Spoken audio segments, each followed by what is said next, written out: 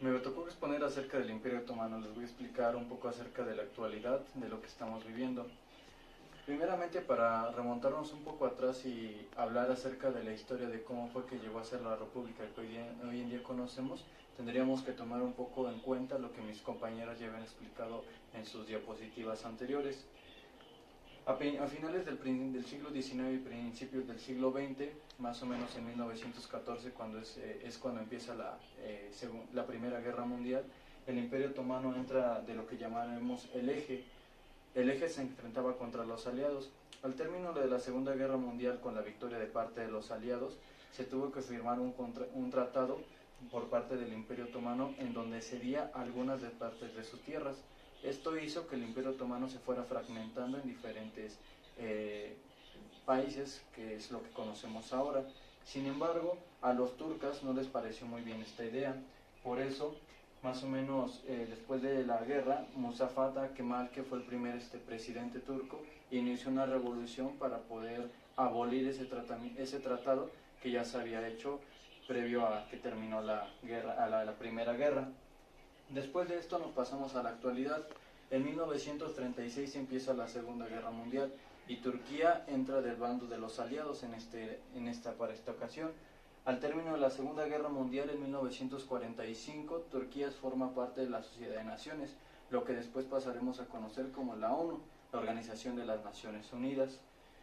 Después de esto, Turquía entra en algunos conflictos cuando empieza la Guerra Fría, porque Turquía era un punto central para que hubiera una base estadounidense, pero por la cercanía con Rusia había un problema con los soviéticos, ya que la base que iban a poner ahí era una base llena de armamentos nucleares, cosa que por obvias razones no le favorecía nada a nuestros amigos rusos.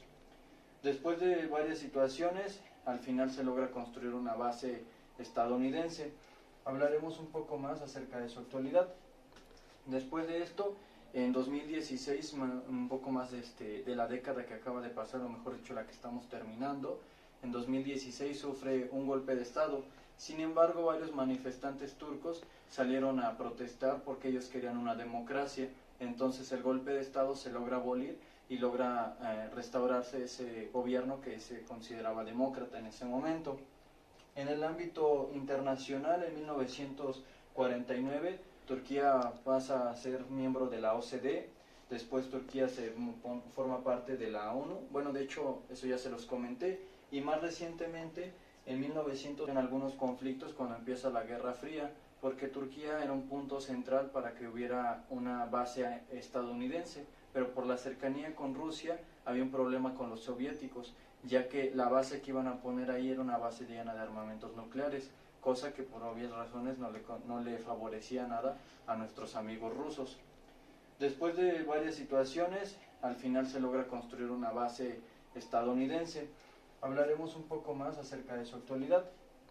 Después de esto, en 2016, un poco más de la década que acaba de pasar, o mejor dicho, la que estamos terminando, en 2016 sufre un golpe de Estado. Sin embargo, varios manifestantes turcos salieron a protestar porque ellos querían una democracia. Entonces el golpe de Estado se logra abolir y logra restaurarse ese gobierno que se consideraba demócrata en ese momento. En el ámbito internacional, en 1949, Turquía pasa a ser miembro de la OCDE, después Turquía forma parte de la ONU, bueno, de hecho, eso ya se los comenté, y más recientemente, en 1963, mete un alegato para formar parte de la Unión Europea. En 2005 se empieza a hacer todos los trámites necesarios para que llegue a formar parte de esta organización. Sin embargo, algunos especialistas dicen que este proceso puede llegar a durar hasta por lo menos 20 años. Estamos hablando que más o menos hasta 2025 se daría una resolución si Turquía puede o no formar parte de la Unión Europea. Obviamente van a ser muchos trámites los que se van a tener que estar viendo y nosotros pues vamos a estarlo analizando poco a poco. La cultura turca. La cultura turca es muy importante, sobre todo mencionar ámbitos como la religión. La religión aquí en Turquía principalmente es lo que llamamos nosotros el Islam. 99% de la población practica esta religión, con algunas de sus ramificaciones, pero finalmente prácticamente todos se encaminan al mismo lado.